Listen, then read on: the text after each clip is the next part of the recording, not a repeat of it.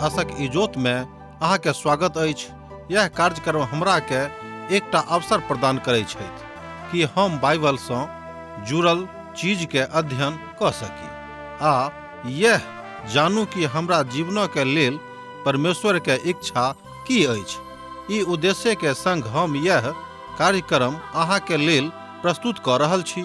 कृपया क देखू आ सुनू ताकि परमेश्वर अहाँ के जीवन के मार्गदर्शक ठहरे।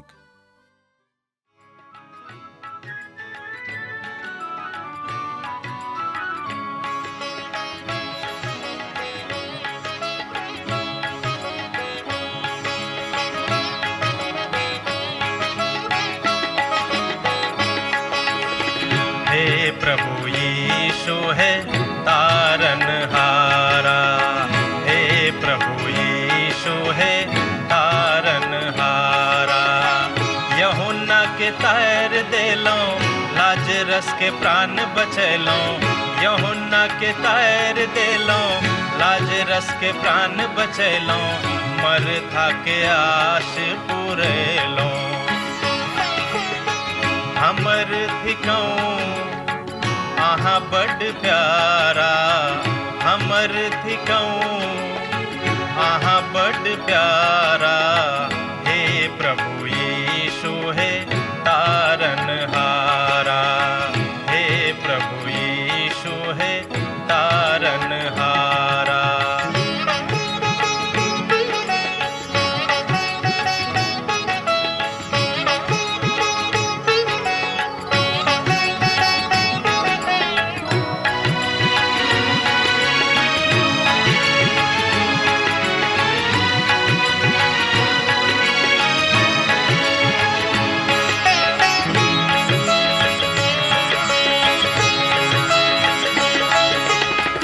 सकल निधान करुणा निधि यीशु, सकल निधान करुणा निधि यीशु। कनिक अहाँ इम्हरो नजर फेरो, कनिक अहाँ इम्हरो नजर फेरो। जो अहन देखब त के हमरा देखत, जो अहन देखब त के हमरा देखत। दुखक काल में के हमरा सेवत, दुखक काल में के हमरा सेवत।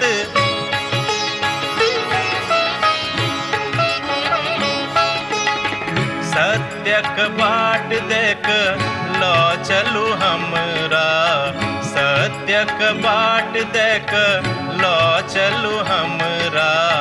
हे प्रभु यीशु है तारनहारा, हे प्रभु यीशु है तारनहारा। आशा के इजोत मैथिली कार्यक्रम में हम एक बेर और अहाँ के अभिनंदन प्रभु यीशु मसीह के मीठ आ पवित्र नाम से कह रहल छी। हमरा हृदय में बड़ आनंद अछि, हमर हृदय बड़ गदगद अछि, कियाक त अहाँ सब परमेश्वरक वचन को सुन क हमरा एठाम लिखित रहैत छी। आजुक दिन हमरा सब एकटा और नव पोथी के अध्ययन आरंभ कर रहलहुं हैं, जे पवित्र पोथी बाइबल के पूर्णांग के एकटा बड़ महत्वपूर्ण पोथी अछि। एहि पोथी के नाम थिक योना। योना पवित्र बाइबलक एकटा एहन पोथी सेहो अछि जाहि पोथी के शायद सबसँ बेसी आलोचना भेल अछि। अर्थात दुर्भाग्य सँ बहुत विश्वासी सब एहि पोथी के अपन विधा सँ देख क तरह तरह के कथा कहैत छथि आ करैत छथि, आर एहि पोथी के महत्व के कम कऽ दैत छथि, और ई कऽ कऽ ओ स्वयं उपहासक पात्र बहुत बेर भऽ जाइत छथि। आ जहन केओ एहि तरहक कथा सुनैत छथि तऽ ओ कहैत छथि जे ई तऽ बस योनाक कथा भऽ सकैत छै। अर्थात हुनका सभक सामान्यतः एहि रीति पर एहि बातक ऊपर विश्वास नहि होइत छनि। अर्थात ओ सब बड़ मुश्किल से एहि बातक ऊपर विश्वास करैत छथि कि ई बात भऽ सकैत छै। युद्धक प्रक्रिया में ई बात बड़ रचनात्मक भऽ जाइत अछि जे जँ अहाँ युद्धक मुख्य बिंदु में कतौ बनेलहुँ हैं तहन युद्धक केंद्र बिंदु बना कऽ अपन काजक राखलहुँ हैं आ तकरा राखैत छी। वो लोग बाद में ए प्रक्रिया के बाद लाभक भागक धरि आबैत छथि और एही आलोचना के प्रक्रिया सँ अहाँ न्याय पर अर्थात अपन उत्तर के देखै छी आ निकालै छी। हमर भाई बहन, हमरा लोकनि जहन परमेश्वरक पोथी के अध्ययन कर रहलहुँ हैं तहन जय और पराजय दोनों सन्मुख में आबैत अछि, आनंद आ दुख सेहो आबैत अछि, कियाक त जहन एहि जिंदगी में हमरा लोकनि छी, मनुखक देही में छी, एहि दुनू बातक के आनंद हमरा सबक जिंदगी में होइत अछि। योना एकटा पराजय वाला पोथी अछि, बहुत लोग सेहो ई मानैत छथि, मुदा ई त ओहि पोथी में जतऽ दुश्मनक अपन शस्त्रागार बनाबैत अछि। दुर्भाग्य से बहुत लोग एहि बातक मानैत छथि जे ई 666 एकटा नीक अर्थ अछि, ओहिठाम एहि बातक लोग जोड़ के देखैत छथि। एही प्रक्रिया में बहुत बेर लोग एहि पोथी के जोड़ क तहन एहि पोथी के महत्व के कम कऽ दैत छथि जे संपूर्ण रीति सँ उचित नहीं अछि। तहन कि योनाक पोथी पवित्र बाइबलक सबसे कमजोर पोथी अछि? तहन अहि बाजि सकलहुँ हैं, प्रश्न कऽ सकलहुँ हैं कि अछि? जो हाँ, हमरा सब किछु आलोचक पोथी के अध्ययन करब, कियाक त बहुत लोग एहि पोथी के अनुवाद कऽ के अनुशंसाक आधार पर कहल जाइत अछि और यह पोथी के अर्थात अभिवंजना में ओहि बातक देखैत छथि जे रॉबिन्सन क्रूसो आर गोलियर्सक जे कथा अछि तकरा विषय में लोग कहै छथिन, मुदा ओ त एहि कहलाक बादो एहि बातक ऊपर जोर दऽ दैत छथि कि ई घटनाक्रम सत्य भऽ सकै छै। दोसर बार अहाँ पूछबे हमरा दोसर बेर जे इस घटनाक्रम की थिक, किछु अतिरिक्त उत्तेजक सिद्धांत जे आलोचक सभक छनि ओ यह अछि, ओ सिद्धांतक कार्यान्वयन कयल जाइत अछि। तहन एहि बातक ऊपर विश्वास करनाइ बड्ड सामान्य भऽ जाइत अछि।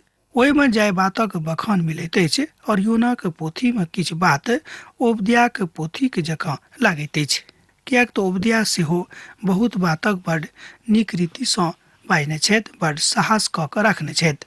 पहिल बात, किछु आलोचक सब बिनु कोनो सबूते के हुनक अधिकारक मान लैत छथि आर कहैत छथि जे योना जोरा पाथक विधवा के पुत छलाह।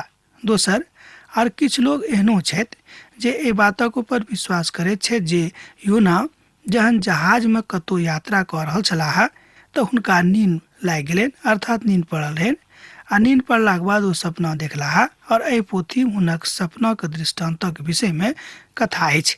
ई एकटा घटनाक्रम नहीं थिक।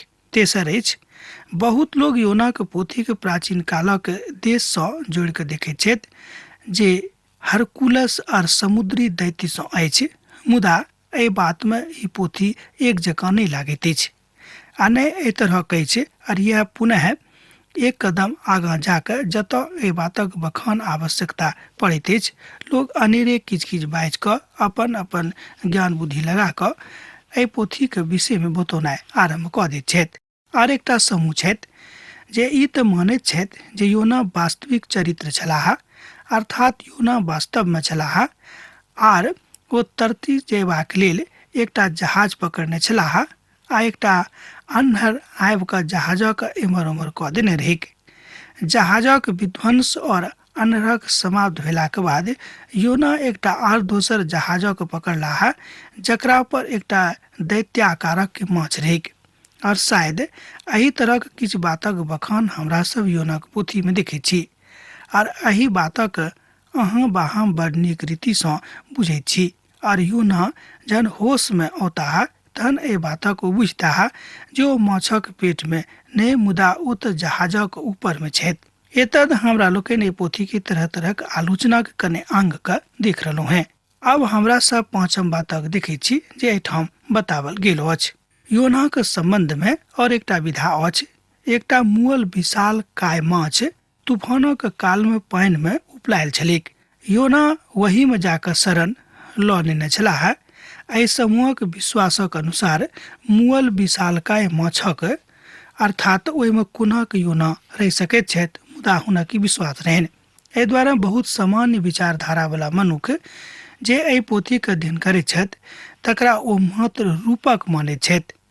बाओ एहि बातक पारीक कथा सेहो कहैत छथि। बहुत बेर एहि बातक ओ सब परी कथाक रूप में सेहो देखैत छथि। ओ अनेरे राखे वाला एकटा विधा अछि। बहुत लोग योनाक पोथी के एकटा अनायास वाला अनेरे के पोथी बुझैत छथि आर ओ एहि बातक बड्ड सकारात्मक व रचनात्मक विधा में नहीं देखे छथि। आर योनाक पोथी के ओ बड्ड सटीक विधा में गप नहीं करे छथि। और एहि बातक कहल जा सकै छै जे योनाक पोथी एकटा इतिहासक पोथी अछि। अब हमरा सब एहि पोथी के लेखक आ हुनका विषय में किछ कथा करब आ सीखब। आउ एहि विषय पर हमरा लोकनि आगाँ बढ़ी। योना एकटा ऐतिहासिक चरित्रक अछि। दोसर गप में योना एकटा ऐतिहासिक चरित्र छथि। आर एहि पोथीक लेखक के विषय में जानबाक लेल एकटा इतिहासक पोथीक दिस अहाँक मनक हम लऽ जाय चाहैत छी। दोसर राजाक पोथी जतऽ हमरा सब पढ़ै छी, दोसर राजाक पोथी 14 अध्याय आ तकर 23 पद एहि बातक कहैत अछि। यहूदाक राजा यरोयामक पुत अमस्याक राजा के 15 बरख में इस्राएलक राजा यहोआहासक पुत यरोबाम सोमरेनक राजा अर्थात सोमरेनो में राज करऽ लगलाह आर 41 बरख धरि राज करै छलाह। एहि बातक अहाँ देख सकै छी दोसर राजाक पोथी 14 अध्याय के पद 23 में। जतऽ देर हमर जानकारी अछि, आजुक दिन धरि एहि बातक लऽ कऽ केओ प्रश्न नहि उठौने छथि जे यरोबाम द्वितीय छलाह जे उत्तरी गणराज्य जे इस्राएली रहैत ओतऽ राज करैत छलाह आर ओ 41 बरख धरि राज करैत रहलाह। ई एकटा ऐतिहासिक रिकॉर्ड अछि। आर हमरा सब आगाँ देखै छी दोसर राजाक पोथी 14 अध्याय आ तकर 24 आ 25 पद में सेहो एहि बातक ऊपर बतावल गेल अछि। इस्राएल एकटा वास्तविक राष्ट्र छल आर हमात एकटा वास्तविक स्थान छल। ओ तऽ वह सब कैलाह जे यहोवाक नजर में खराब छल, अर्थात नबातक पुत यरोबाम जे इस्राएल सँ पाप करौने छलाह हुनक पापक अनुसार ओ कहैत रहैत और ओ हुनका सँ फरक भेलाह।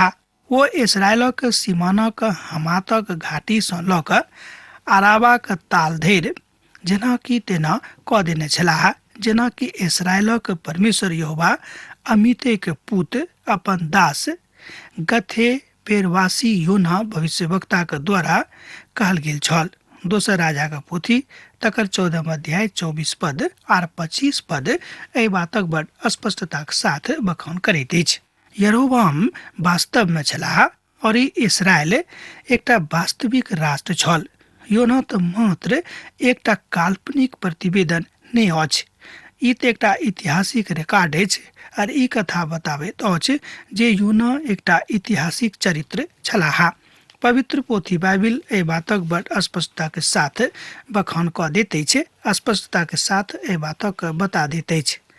आ जे बात एहिठाम आबैत अछि ओ आमोर एकटा योना छलाह और ई बात नहि अछि जे दूटा योना छलाह जिनका दुनू के नाम अमितातिक रहन और ई दोनों भविष्यवक्ता छलाह, अर्थात जिनक दोनों नाम अमिताति रहन और ई दोनों भविष्यवक्ता रहैत जेना हमरा लोग देखलहुँ। आ जहन एहि बातक खोज होइत अछि तऽ लागैत अछि जे योनाक ओहि काल में योनाक नाम सामान्य नाम नहि छलैक। ओ अपन देशक कोनो सामान्य नामक जकाँ नहि रहैक, कियाक तऽ योनाक नाम द्वितीय राजाक पोथी में हमरा लोकनि पहिल बेर आबैत देखै छी और नवा नियमक पोथी में योनाक विषय में बतावल सेहो गेल अछि। पवित्र बाइबिल में मात्र एकटा योना छथि और ओ इतिहासक मनुख छलाह, अर्थात ओ ऐतिहासिक पुरुष छथि। और एहिठाम योनाक नामक और दोसर भविष्यवक्ता के साथ मिलान कयल जा सकै छै। जतऽ धरि हम ओबद्याह के जानै छी आ हुनका नाम सँ और केओ नहि छथि जे एहि पोथी के लिखने रहथि। हमरा लोकनि एहि बातक देखै छी, मुदा नवा नियमक पोथी में जे बात कहल गेल छल ओ ओबद्याह के विषय में बताबैत अछि। ओ सब योना के नहि मानैत छथि, कियाक तऽ हुनका सभक एहि किताब में कयल गेल अछि अद्भुत कादक ऊपर विश्वास नहि छनि। योना 3 दिनक 3 राति माछक अर्थात मगरमच्छक पेट में छलाह और एही तरह मनुखक पुत 3 दिन आ 3 राति धरती के पेट में रहलाह। निनवे के अद्भुत में अर्थात निनवे के मनुख लोकक संगे बैसाक न्याय करता, कियाक तऽ ओ सब योना के काल में अपन पाप सँ मोन फिरौने छलाह। ओ तऽ एहिठाम योना सँ ऊपर लागैत छथि। एतऽ हमरा लोकनि देखै छी कि ओहिठामक लोक जे इसराइली लोक तऽ नहि रहथि, मुदा हुनका सभक विश्वास बड मजबूत रहनि, बड पक्का रहनि। आ जाय क्षण में अहाँ एहि पोथी के महात्म्य के नहीं बुझैत छी, ठीक वही काल में अहाँ ओहि क्षण में अहाँ प्रभु यीशु मसीह के इनकार कऽ दैत छी। कियाक तऽ लोग एहि बातक मानैत छथि जे किछु सामान्य दर्शनवादी लोग ई मानैत छथि जे यीशु सँ बढ़ि कऽ आर कोई दोसर नहि छथि, अर्थात केओ दोसर शिक्षक एहि धरती पर आजुक दिन धरि नहि भेलाह। तहन एहि बातक जँ हम मानैत छियनि तहन योनाक पोथीक वास्तविकता पर मानय योग्य कियाक नहि बुझैत छी। बहुत पैघ लोग सब एहि बातक कहैत छथि जे ओ तऽ बड्ड अर्थात पवित्र पोथी बाइबलक एकटा कालजयी पुरुष छलाह जे केओ परमेश्वरक वचनक मानैत छथि आ तकरा ऊपर विश्वास करैत छथि। अब हमरा लोकनि कने देखब योना के पोथी के प्रकृति। ध्यान दियौक, अब हमरा लोकनि कने देखब योना के पोथी के प्रकृति। योना एकटा भविष्यवक्ता छलाह, मुदा हुनक छोट मोट पोथी भविष्यवाणी के पोथी नहि अछि। एहि पोथी में भविष्यवाणी के संग्रह नहि कयल गेल अछि। एहिमे तऽ योना के जिंदगी के किछु व्यक्तिगत महत्वपूर्ण घटना के विषय में बताओल गेल अछि, और एकटा प्रवक्ता के जकाँ ओ एहि बातक बखान कऽ रहल छथि। और यह बात महान दू प्रकारक समादक लऽ कऽ आबैत अछि, आर ओहिठाम एहि बातक एकटा तस्वीरक प्रस्तुत कयल जाइत अछि जे महाक्लेशक कालक विषय में बताबैत अछि। प्रभु कोनाक बचौताह एहि बातक बताओल गेल अछि।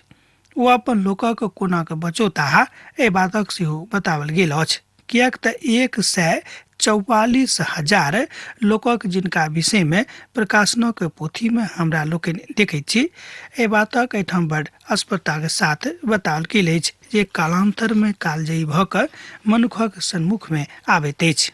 और एहिठाम प्रभु यीशु मसीह के पुनरुत्थानक विषय में सेहो बताओल गेल अछि। ई पोथी वास्तव में पुनरुत्थानक पोथी अछि। प्रभु यीशु मसीह स्वयं एहि बातक कहैत छथि। योना तऽ एहि बातक गवाही दऽ रहल छथि, आरो एहि बातक गवाही दऽ रहल छथि जे बड्ड नीक अछि। योनाक पोथी मात्र मगरमाछक कथा भरि नहि अछि। तहन ई बात आबैत अछि जे ई कथा कतेक मुश्किल भऽ जाइत अछि जे एहि कथाक कोनाक बुझल जाय और कोनाक एहि कथाक हमरा लोकनि बुझि कऽ आगाँ बढ़ी। और ई मेमना पुनरुत्थानक पावल मेमना अछि आ जाय बातक हमरा लोकनि देखैत छी ओहि बातक प्रभु यीशु मसीह के उजागर कयल देने अछि। अर्थात एहि बातक प्रभु यीशु मसीह उजागर कऽ दैत छथि। एहि बातक परिपक्वता में हमरा लोकनि एहिठाम देखैत छी। प्रकाशनक पोथी तकर 6 अध्याय और तकर 16 पद में एहि तरह एहि बातक बाजल गेल अछि। ओ पहाड़ सबसँ और चट्टान सबसँ बाजय लगलाह, हमरा ऊपर सोस पहु आ हमरा हुनक मुख सँ जे सिंहासन पर बैसल छथि और मेमनाक प्रकोप सँ लुका लिअ। प्रकाशनक पोथी 6 अध्याय तकर 16 पद एहि बातक बताबैत अछि। मुदा ई साहित्यिक छोटका कृति नहि अछि। ध्यान दियौक, योनाक पोथी साहित्यक एकटा छोटका कृति नहि थिक। कहियो कहियो साहित्यिक उत्तेजक आलोचकक कारणे एम्हर ओम्हर भऽ जाइत अछि। आ महान अंग्रेजी साहित्यकार एहि पोथी के महान बतौने छथि और योना के पोथी के साहित्यक विधाक एकटा महान कृति बता कऽ ओ एहि बातक महानताक और बेसी गरम कऽ देने छथि कि परमेश्वरक ई महान बात अछि। ई मात्र मगरमाछक कथा नहि थिक। एकटा और बात अछि जे एहि पोथी में अखन धरि लुकायल अछि, ओ अछि मगरमाछक किस्सा। अर्थात वह एहि पोथी के नायक थिकाह। वस्तुतः ओ मगरमाछ छलाह बा ओहि आकारक आर दोसर कोनो पशु बा आर दोसर कोनो समुद्री बात जीवित प्राणी। एहि बातक लऽ कऽ तरह तरहक लोक अपन अपन विचारधारा व्यक्त करैत छथि। आ नहि मगरमाछ एहि पोथी के मिलन अछि। ई बात सत अछि जे प्रभुक महिमाक एहन काज अछि और माछ महाविशाल जकाँ छलाह, अर्थात बड़ विशाल काय हुनका भेटल रहनि। एहि पोथी के बड़ पैघ काज यह थिक। समस्त कथा के एकटा पैघ नायक वह छथि, एकटा दुश्मनक जकाँ ओ नहि, मुदा प्रभु के एकटा एहन निरस्त नहि मुदा एहन सशक्त जीवित प्राणी अछि जे प्रभु के महिमा के प्रकट करैत अछि।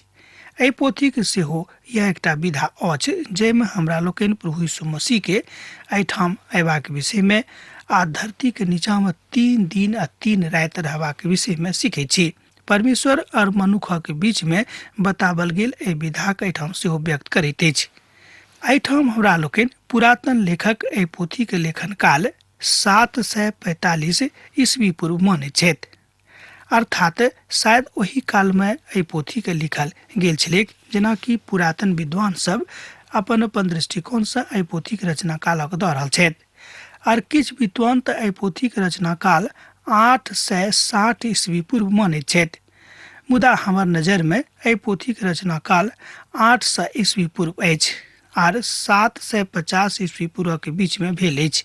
इतिहासक लेखक सब मात्र से एहि पोथी के रचना काल मानैत छथि जहिया निनवे बनल छलैक और जे राजा के निमरदुह बसोने छलाह, कियाक तऽ ओहि काल में असरिया एकटा संसारक के बड़ महत्वपूर्ण राष्ट्र छलैक और ई राष्ट्र 606 ईस्वी पूर्व में नष्ट भऽ गेल रहैक और ओहि काल धरि मिररौद के नगर में बचल लोक रहैत। एहि बातक ग्रीक इतिहासकार अपन अभिव्यक्ति में बताबैत छथि जे सामान्य इतिहासक पोथी थिक। जहन एहि बातक जेनोफोन एहि नगरी के दऽ रहल छथि तकरा पास में, तहन एहि नगरी के नष्ट कयल गेल देवल विधा के ओ दोसर बेर देखौने छथि, मुदा दीवार बचल रहेक आर 150 फीट ऊंचा रहेक। इतिहासकार समृद्धि में एहि बातक लिखने छथि। ओ बतौने छथि जे ओ एक समय अतेक ऊंच छलैक जकरा विषय में आजुक युग में बतौना एकटा काल्पनिक गप लागत, आर ओ 40 फीट चौड़ा रहेक। निनवे एकटा महान और विशाल नगर रहेक आर एहिक बादो एहिठाम बतावल जाइत अछि जे एहिठाम प्रभुक लोकक के बड़ कमी भऽ गेल रहनि, मुदा कालांतर में ई बात नहीं रहेक। विषय वस्तु एहि पोथी में 6 तरह के विषय वस्तु का हमरा लोकनि देखै छी, अर्थात एहि पोथी में 6टा विषय वस्तु का देखल गेल अछि। ओ थिक पहिल, पुरान नियमक मात्र यह पोथी जे प्रभु यीशु मसीह के उठेबा के विषय में कहैत अछि। दोसर गप में पुरान नियमक मात्र यह एकटा पोथी अछि जाहि पोथी में प्रभु यीशु मसीह के जी उठबा के विषय में गप करैत अछि। मसीही विश्वासक समस्त रूपे एहिठाम विश्वास में अभिव्यक्त कयल गेल अछि। उदाहरणक लेल निर्गमनक पोथी छोड़ी तऽ अहाँ एहि विषय में विस्तार से देख सकैत छी, कियाक तऽ एहि पोथी में मसीह के महिमा से अलग भऽ कऽ केओ किछु नहि कऽ सकैत छथि तकरा विषय में बड़ स्पष्टताक साथ बखान कयल गेल अछि। आ रूतक पोथी में छुटकारा के और प्रेमक गाथाक बखान कयल गेल अछि और एहि तरह बहुत कारण लागैत अछि जे पिता परमेश्वर एहि पोथीक बड़ महत्व के बढ़ौने छथि, अर्थात एहि कारणे पवित्र पोथी बाइबिल में एहि पोथी के सम्मिलित कयल गेल अछि। दोसर कारण योनाक पोथी के उद्धारक विषय में शिक्षा दैत अछि जे कर्मक आधार पर नहीं अछि, ओ तऽ विश्वासक आधार पर अछि जे माफीक दिस लऽ जाइत अछि। ई छोटका पोथीक अध्ययन यहूदीक द्वारा महान अभिशक्ति के विषय में काज करैत अछि।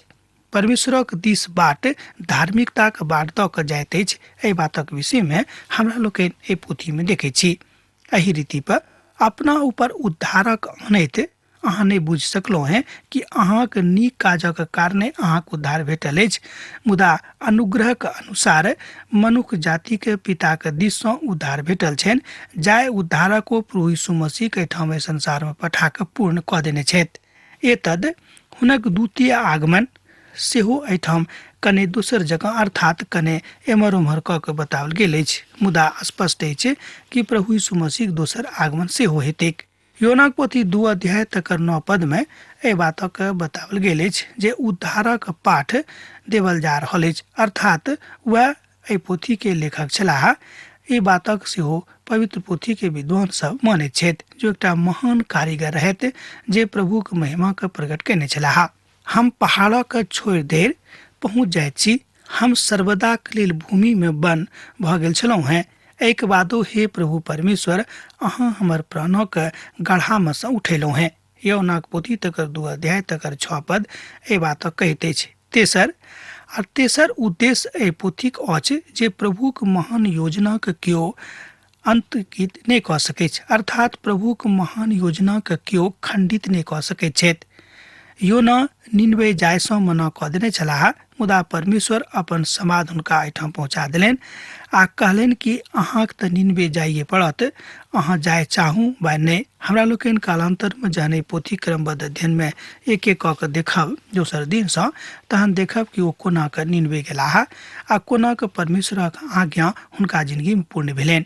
चारिम, एहि पोथीक महान विशेषता ई अछि जे परमेश्वर हमरा सभक कहियो हमरा सभक विश्वासक कमजोरी के कारणे नहीं छोड़ता है। ध्यान दियोक, एहि पोथीक महान विशेषता ई थी कि परमेश्वर कहियो हमरा सभक विश्वासक कमजोरी के कारणे त्याग नहीं करता है। पाँचम, वो अनुग्रहकारी छथि। हम अहाँ सब एहिठाम विदा लेबऽ चाहैत छी, कियाक तऽ अहाँ से विदा होलै के हमर बेरा भऽ गेल। हमरा विदा दिअ। प्रभु यीशु मसीह के नेह अहाँ सभक जिंदगी में बनल रहे। आमीन। हमर विश्वास अछि कि ई कार्यक्रम अहाँके लेल लाभदायक सिद्ध अछि। हम चाहै छी कि अहाँ अपन आशीषके हमरा संग साझा करू। जँ अहाँके नजीक बाइबलसँ आ जीवनसँ सम्बन्धित कोनो प्रकारके प्रश्न भऽ सकैत अछि तऽ अपन समस्याके लेल प्रार्थना करबाके लेल जँ चाहै छी तऽ हमरा फोन नंबर पर जरूर संपर्क कऽ सकैत छी। परमेश्वर अहाँ सबके लेल एकटा सुंदर, सुखद, आनंदित दिन प्रदान करैक।